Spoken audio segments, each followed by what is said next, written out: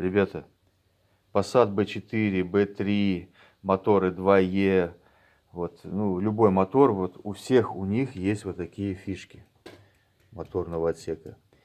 И не все знают, как ее отсоединить. Ломают отвертками, выдирают. Очень все просто, ребята. Без проблем. Вот так берете. Раз, два, Влево поворачивай. три. Все. Ребят, также она и вставляется. Она на резьбовой основе. Раз, и закрутилась. Все, кому интересно было, остаемся с нами. Да, Серега? Да, обязательно.